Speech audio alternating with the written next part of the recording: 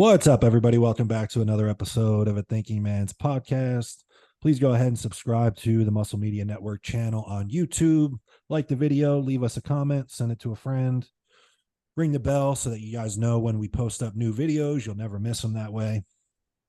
If you're looking for online coaching, Tommy and I both offer that. The information for that will be below.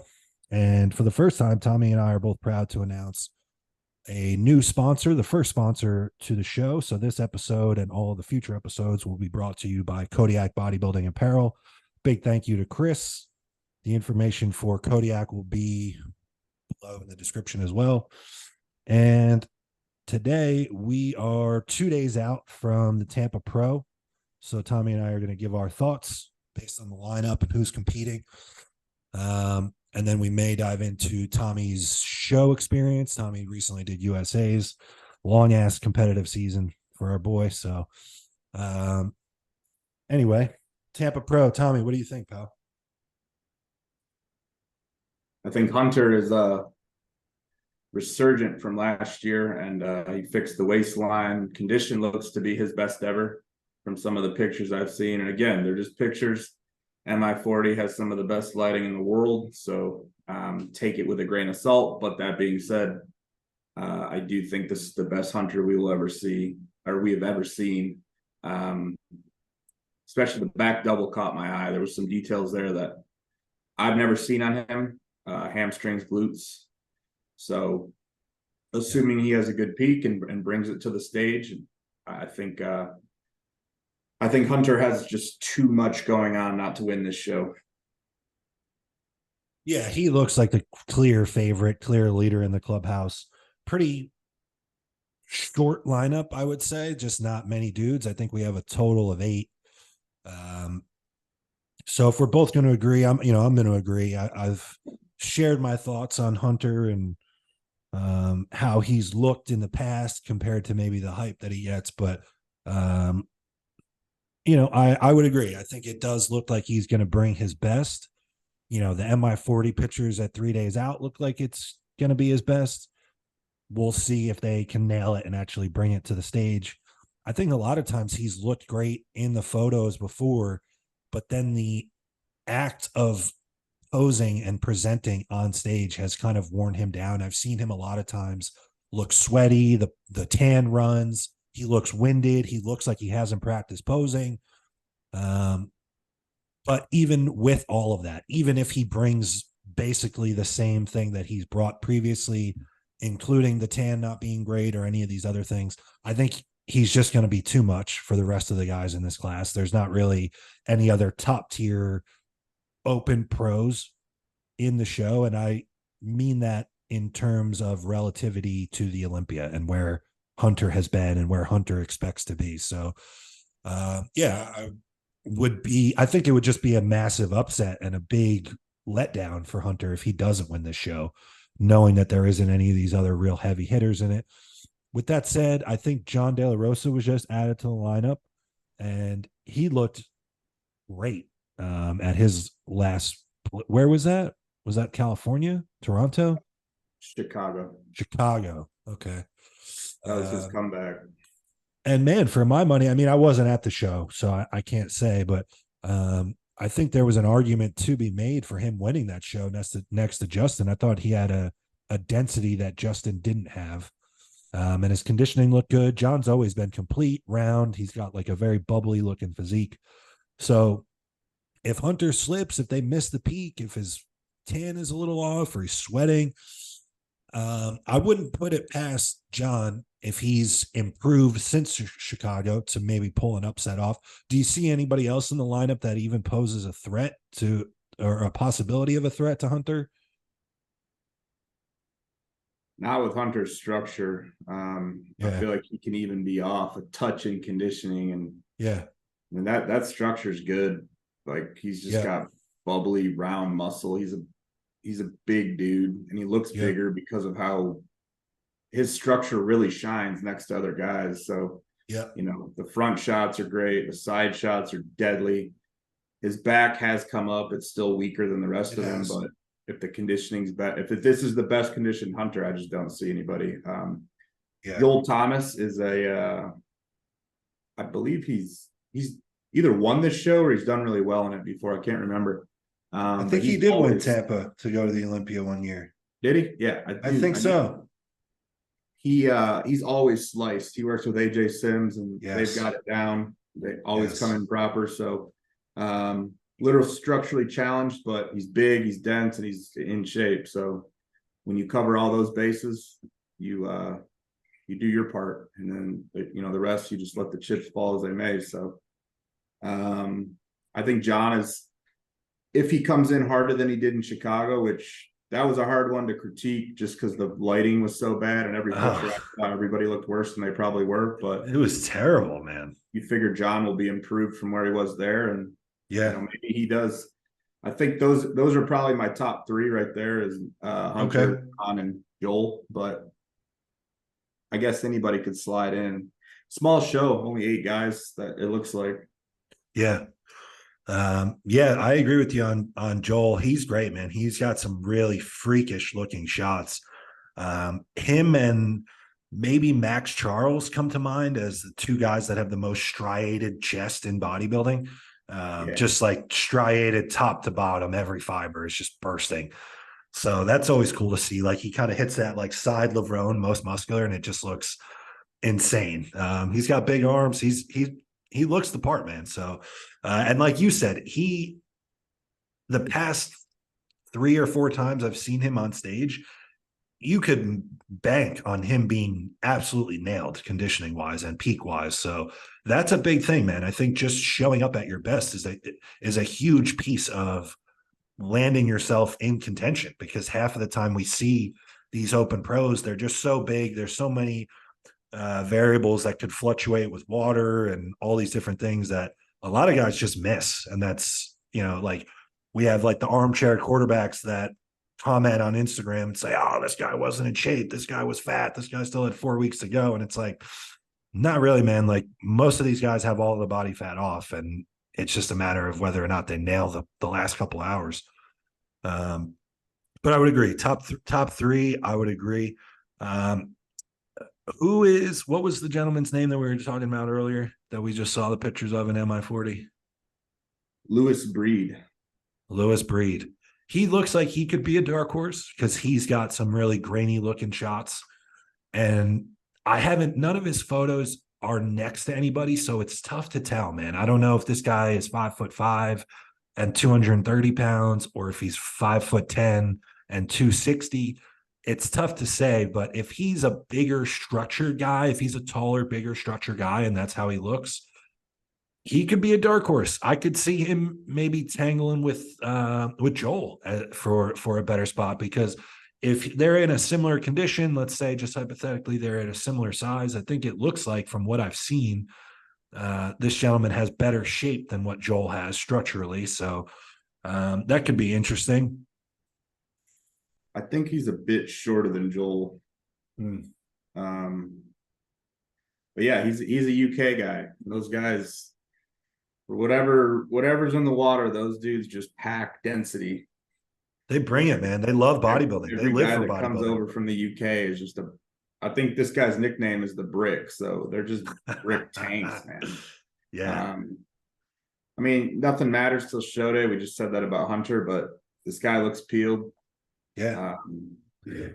I could see him in the top 5. And like I said, like you just pointed out, it's offense only. Do your part and then let the chips fall as they may. If other guys are off, or some guy gets a fucking stomach virus 2 days, like, you never know. So carb up goes wrong in the morning. He does have some dense, nasty, gnarly muscle, and I love that personally. I like the hard shit. Yeah, he's got some crazy looking shots, but he does look good structurally. Like, he posted a video a couple of days out, and it was mostly front shots, and he's got the good shape. Like, he's got that good front lat spread, good front relaxed, and I think that goes a long way when you stand next to other people. It makes a first impression. That front relaxed, if you have that structure and you stand in a lineup, it weeds out a lot of people pretty quickly. So I would agree. I would expect him to be in the top 5. And then I think, at least for me, rounding out the top 5, I'm going to go with Nasty Nate. I think he's going to slide in there. That's Nate Spear. Yep. He's been long season for Nate. He's been going since the New York Pro, but yeah, that is a long year. He's always conditioned. So I got him in my top 5 as well. The other 3 we have are Brady King, Roy Evans, and Steven Daniels. Okay. I'm not too familiar with the last 2. Brady, I know this is his open debut. He turned pro in Classic. He's won a Classic Pro show. He's went to the Olympia in Classic. Sized out of that pretty quickly. And now he's just, growing into the open. So still needs more size to be competitive in the open, but good structure. If they are going to start favoring more shape in the open, which I don't think they are as a whole. I think certain shows, maybe a guy with better shape wins, but at the Olympia, it's a fucking big man's game. That's pretty evident based off how the placings go. So, but if he keeps chipping away every year and adds 6, 7, 8, 9, 10, or pounds of quality tissue, he's still a young dude. He could be right there. He's got a very like a Regan Grimes type build. Yeah, and I respect it, man. Anytime I hear about guys that are growing out of divisions, whether it's like, with Stanimal going from men's physique up into Classic, up into open, and then making a name for himself in open, or this guy like, wins his pro card and wins a pro show and Classic. And instead of resting on that and saying, hey, every offseason I can kind of take a little bit of a break. I don't need to push food or drugs or training. And then I can just bring it, keep my weight down and bring it back into Classic, knowing that you've won a pro show. I respect guys that aren't just sitting on that and saying, no, this is bodybuilding. I'm going to keep growing and forcing the issue. And like you said, I mean, you made the point that, the Olympia is a big man show. The past couple of years, the Arnold too, like the Arnold the winners have been insanely impressive in terms of muscularity. Right. But man, look at the rest of the pro circuit though. Like, yes, they're all a tier or 2 below in terms of the size of the shows, but Tony O'Burton wins New York. He was under 220 pounds. Ross Flanagan wins California under 230 pounds. Justin Shire wins Chicago under 230 pounds. They kind of are sending a message that guys with really good shape are going to be rewarded.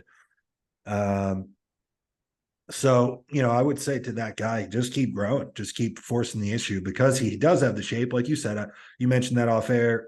He does kind of almost have like a Reagan look to him, especially in some of his front shots.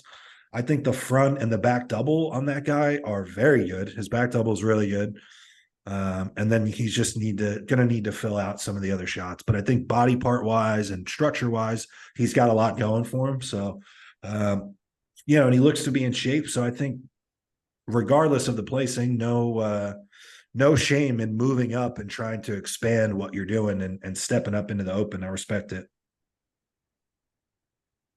Yeah. No, I mean, you gotta take your licks too. Earn your stripes.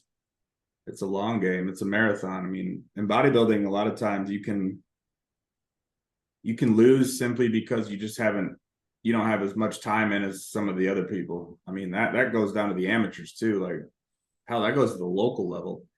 I mean, I have to talk plenty of first-time competitors off the ledge when they, don't win. They bring their best because it's their first time, but you're going against a guy like who's been doing it 9 years.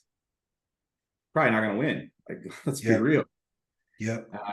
Bodybuilding it's about time served too. Every time I've lost the show, it has been to somebody that's been in the game much longer than me. And almost every time they've kind of given me some type of encouragement, like, hey, just stick with it. Yeah, man. I mean, I'm in a place now where I'm giving that encouragement to guys. Right. Show, hey, dude, yeah. This is your 3rd show or your 2nd year doing right. You're breastfeeding still, dude. Like, you got once you're 5 years into bodybuilding consistently year round, then you start to kind of see the puzzle for what it really is. But even so, man, even 5 years in, like only that individual person knows if it was like a all in 5 years or not. but even so, I did 5 years of being all in, and it doesn't look like the most recent 5 years that I did. Like, your process and your knowledge and your application improves and grows every year. So it's, if you stay in it, you get better every year. So it's just, like you said, it's just a matter of time under the bar and time with a fork in your hand or a spoon. And yeah, so I mean, we'll see. I mean, there's a lot of upcoming young guys or younger guys that have started to make a splash in open. And being kind of a shape guy myself, I'm not going to complain about it. I like that they've gone in the direction of shape. Now, all the guys that I just mentioned that won pro shows were also peeled, also had great muscularity. Like, it's not like they're just awarding open pro show winnings to guys that look like they belong in amateur classic. But I think there is something to be said for having that structure even in open bodybuilding. I mean, that was kind of the whole thing. Like, you know, in the 70s, 80s, 90s, there was no classic, there was no men's physique. And it was like, a lot of the times, look at Lee Labrada, Lee Priest, some of these smaller guys were battling neck and neck with guys that were way bigger, way heavier, because they had shape, they could present, they were always in condition, all these things. So I personally like it. I like seeing shape. I don't want to say shape rewarded more, but just shape as a more present piece of the criteria, and it not just being a blind size show. I think it helps, you know, the business of the IFBB. I think it helps the athletes though too. Like, I don't think in this time where they are more aware of the waists and the bellies, they are promoting shape a little bit more. I think it's forced guys like a Nick Walker to be a better version of themselves. If Nick Walker was coming up, you know, in the Ronnie era, they would have just continued to blow it out and he would have never bothered with his waist. And then you look up 5 years in and his midsection is just too far gone. Whereas it looks like every year he's grown everything other than his waist, and he's continued to tighten his waist. So I think it can only force the guys to be better. You're going to play the hand that you were dealt either way. I mean, he's not the prettiest bodybuilder, but he's done a damn good job of making it look better than what it was or what it could have been. So I think there is something to that. Any other comments on Tampa? No, I mean, it's a short preview with the small lineup. I mean, the 212, it looks like it actually looks like there's like 12 guys in the 212. Yeah. Or maybe there's only 6.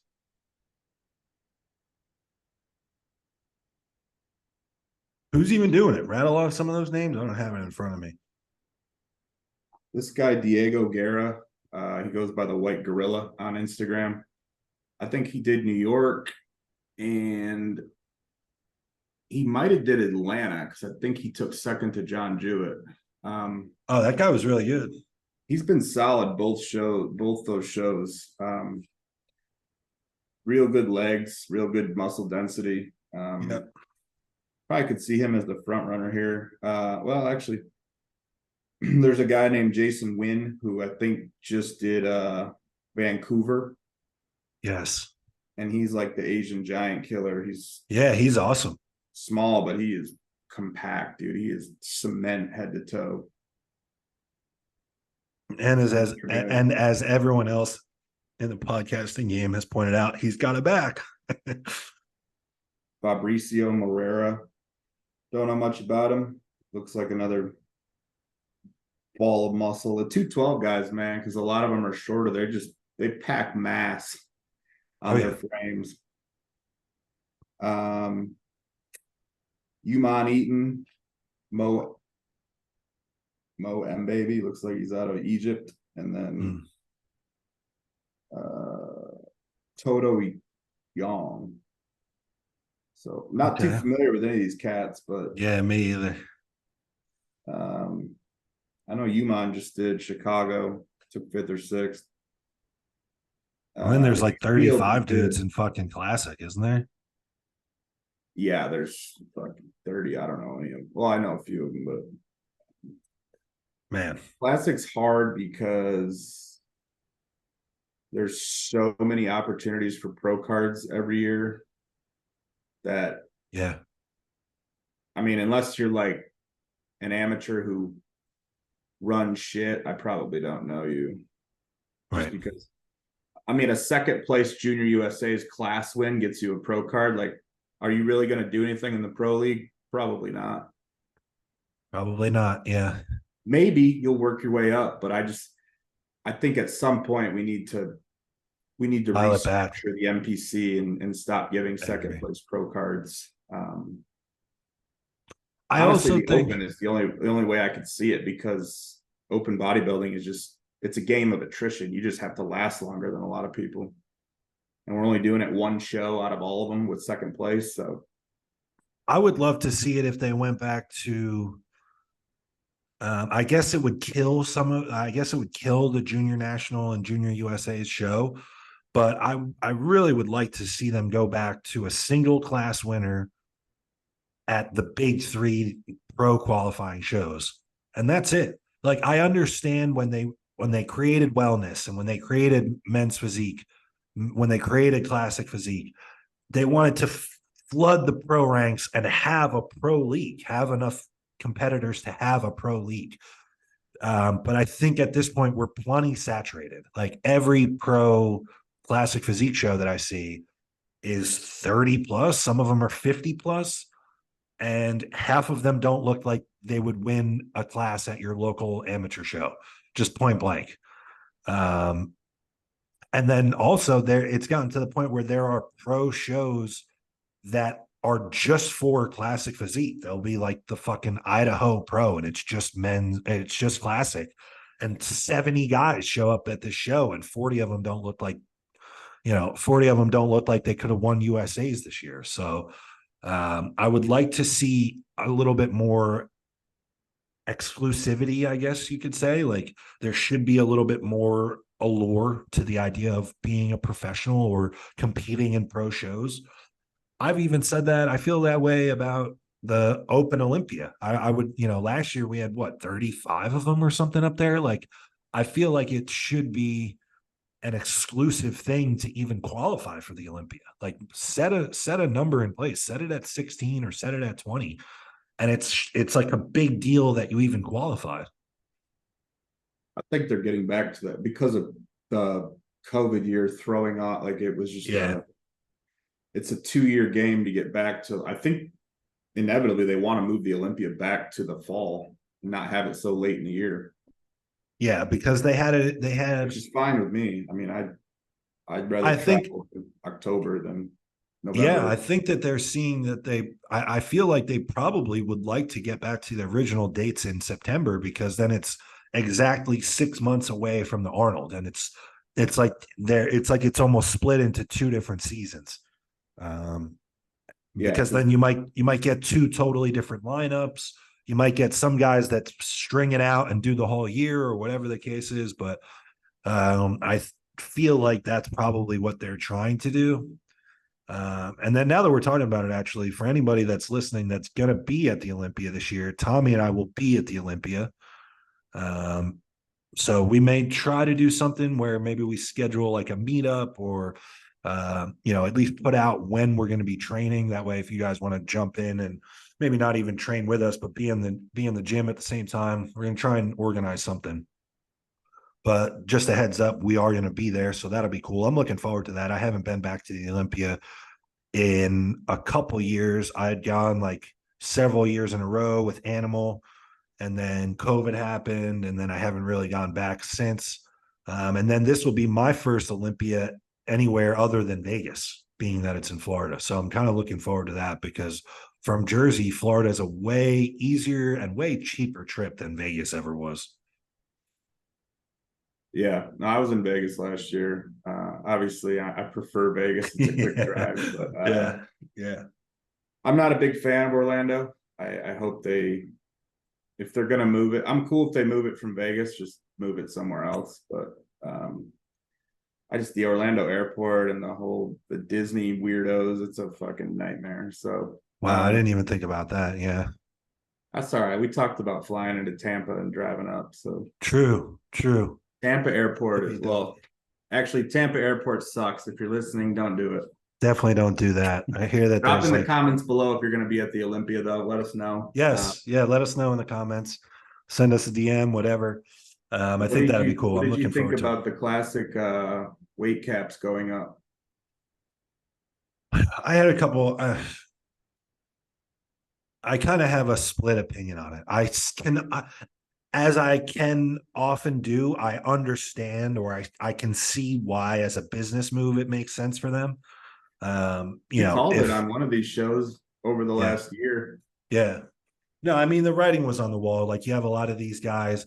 I think part of that could be that they didn't want to lose Breon to the 212. I think the writing was on the wall that they were eventually going to lose Ramon to the Open. Even Chris, I don't know if Chris is even actively like pushing to grow or where he stands with his weight cap, but I'd imagine he's close. He's the biggest guy up there. I mean, they lost Neil Curry.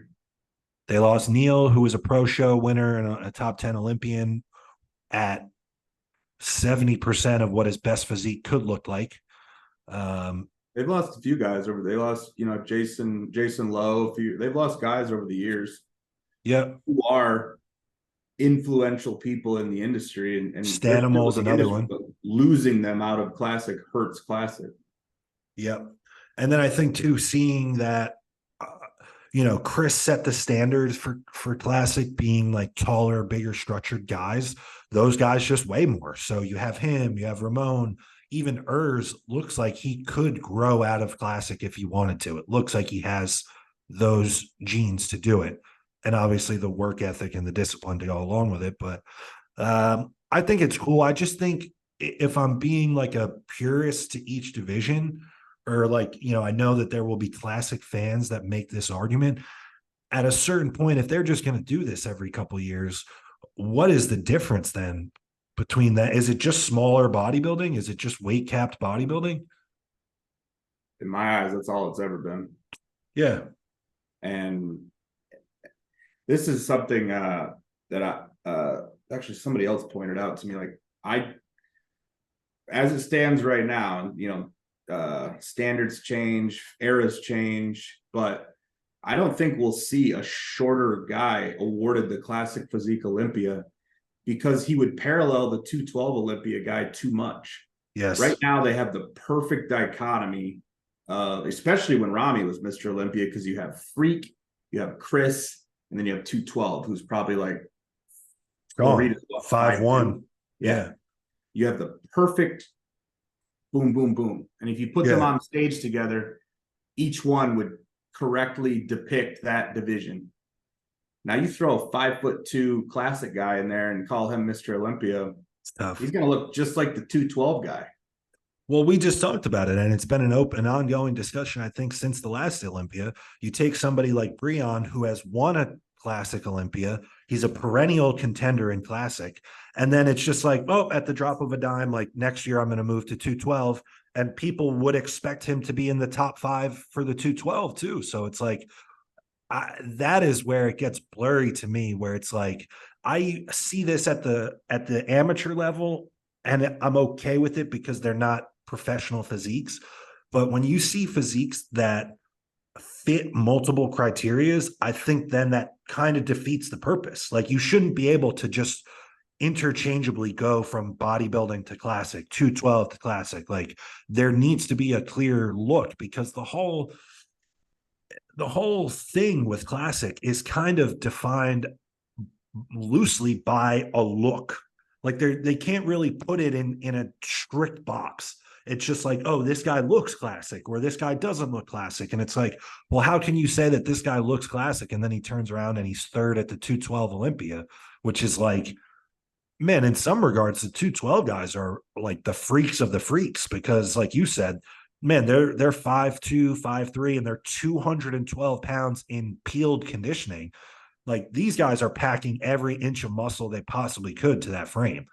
Whereas classic is supposed to be pretty and aesthetic and all these words. So I don't know how to feel about it. I think for me personally, or for us as bodybuilders and aspiring open bodybuilders, I love it because it's just going to draw more people with potentially open bodybuilding genetics away from open bodybuilding. And then that's just one less person that I have to deal with on stage.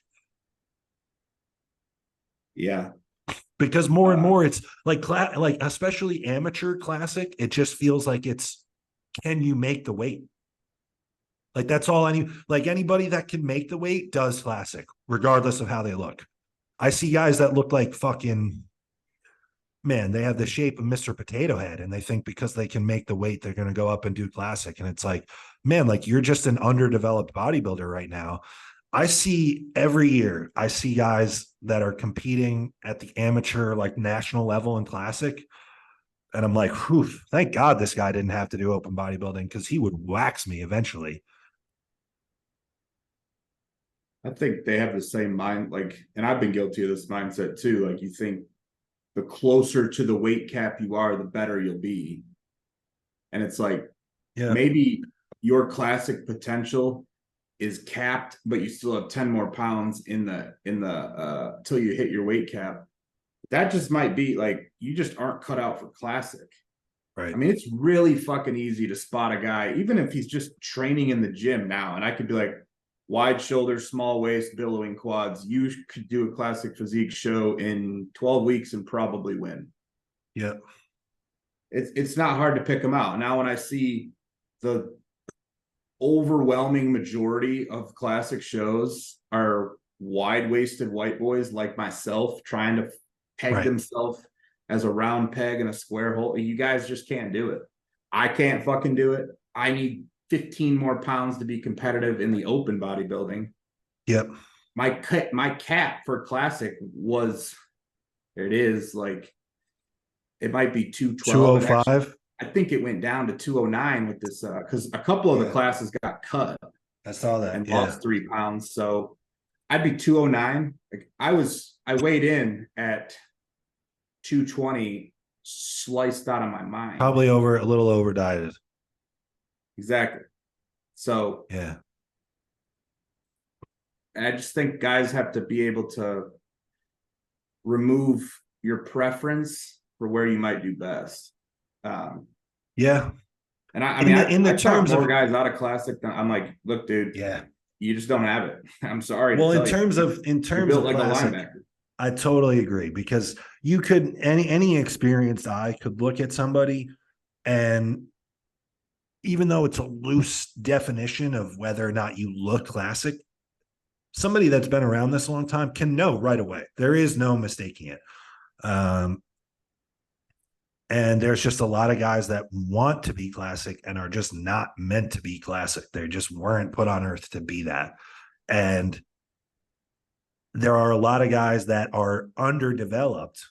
And in order to even look like you have shape for the stage in any capacity, they still need to put 15 pounds on. And then that maxes them out of classic anyway. So it's like, you just have to bodybuild. But again, selfishly, I kind of like it because it's drawn a lot of really good bodybuilders away from the lineups that you and I would be stepping into. So anybody listening to this with fucking superb genetics and really lives the lifestyle, by all means, go ahead and do classic. I don't want nothing to do with you. But to your point about if they're just going to keep, every, say, 3 years, they're going to bump it up a few more pounds, because it is a business and the perennial names at the time are starting to come close. And you certainly don't want people to start doing more extreme measures than they're already doing to make weight and have incidents happen. So you're going to, what are you going to do? You're going to raise the weight cap so people don't have to do that shit. But then where does that lead us though? Like eventually it's going to be that the guys that are 5'10" have a weight cap of 250. And it's like, okay, you're just an open bodybuilder. You're just a pro open bodybuilder. Like that's an enormous person. Which my thought process has always been, why couldn't we just rein in open bodybuilding remove the weight caps, but just rein it in into the look you want. Right. I'm not saying, like, I'm a mass guy, I love it, but if we're judging every guy based off his waist and his structure, you know, there are people who think that the guy with the 27-inch waist should win every show. And it's like, yeah, but he doesn't have any fucking muscle. Yeah. I don't care about you if you have a small waist but no muscle. It's aesthetics, bro. Yeah, it's dick and ribs. I see it, dozens of them posing every day in my gym, and I'm like, yeah, what are we doing here? But yeah, I do think it's an interesting move. I have no problem with it. I'm curious to see what kind of trend it will set for the years. Yeah, like where does it go from here? And then where does that have guys that have higher classic weight caps than the heavyweight class or the heavyweight cap in the next 6 years? Oh, for sure. You know what I mean? Oh, I'm positive. Oh, it's already there for some of the taller guys.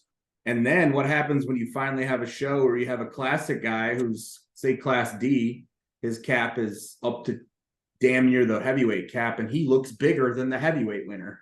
Right. That will be or you get a class D guy that's 6'2" or something, and their weight cap is 240. And then you have that same guy go win the classic overall, and then he wins the super heavyweights at a pro qualifier. And then it's like, hold on a second. Like, that's what I'm talking about before. We shouldn't have that. There should be a clear, like you pointed out, the 3 Olympia winners when it was Sean, Chris, Rami. There's a clear distinction between the 3 different looks. I don't like that there are physiques or that there are people that could just cross over. Like, there should be a very clear distinction. And like you said, like there are certain marks that should tell you whether or not you're classic. Like if you have wider hips or a wider waist, and like you said, you have like these white boy genetics where maybe, you know, you have a little bit of a wider waist, you don't have super round, big, overpowering arms. Like your only shot is to just max out the structure and see what you're left with. And at that point, you're going to be an open bodybuilder. Yeah. Open is where you just kind of, like Ron talked about, you just take all the equalizer knobs and you spin the ones that you have the most. Yeah. I don't get why more people wouldn't want to do open. Like, especially if we're talking about, you know, people, everyone and their mother has pro aspirations at this point. Like all the money's in open. All of it. Like people go to the Olympia to see the freaks. Yeah, people go and they like Chris and they like Ramon or whatever, but like, man, like most of the people there are there to see the freaks. That's why those guys get paid the big bucks.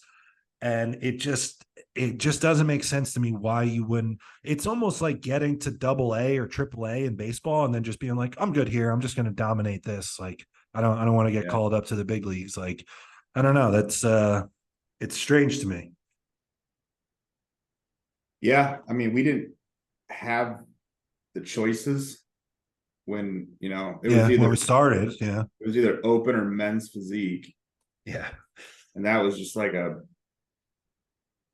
offense. That wasn't even a choice because I wasn't a pussy. So yeah, no offense. No offense to those guys. That was a joke. That was certainly not going to happen. It was either open or don't compete. That was my open or take more time to grow. Yeah. So, I mean, I wasn't so sure about the thong on stage, but I was definitely not doing board shorts in those poses. Isn't that funny? Isn't that funny that it's like we're mocking the idea of wearing real shorts versus wearing a literal man thong that we hike up into our ass? Yeah. Oh, that's hilarious. It's bodybuilding, man. It's board shorts. What am I, gay? No, I'm putting that fucking thong on. It turns you into something you never saw coming. But it's an interesting move. I mean, you kind of, I guess with men's physique now having weight caps and them downsizing them, essentially, you saw this coming, was to create bigger disparity between the divisions, which makes me wonder if eventually open is just going to be like freak show, do what you want. It kind of is, but they're starting to award shape, so it's hard. I was just just going to say, it almost, now that we're talking through it, it almost feels like it's ass backwards that they're allowing the classic guys to grow bigger. They're rewarding open guys that are smaller and more shapely. Like at some point, they're just going to meet in the middle, and they're going to be one. They're going to be the same thing. And there's all this argument too, where guys, you know, they talk about classics taking over and opens dying, and like, I might be a diehard and a purist, but I'm sorry. Like, I've been to numerous classic shows and seen classic at amateur. I've seen it at the pro. I've seen classic Arnold.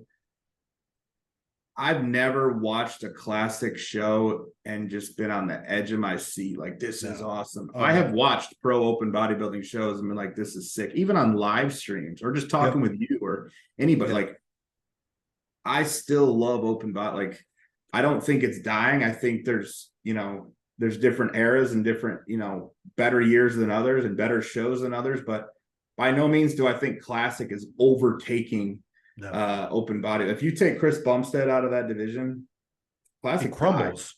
It crumbles. Yeah, exactly. Which I think the opposite can be said right now for the men's open Olympia. Like, we have no idea who's going to win this year, and it's stronger than ever. We didn't have any idea who was going to win last year.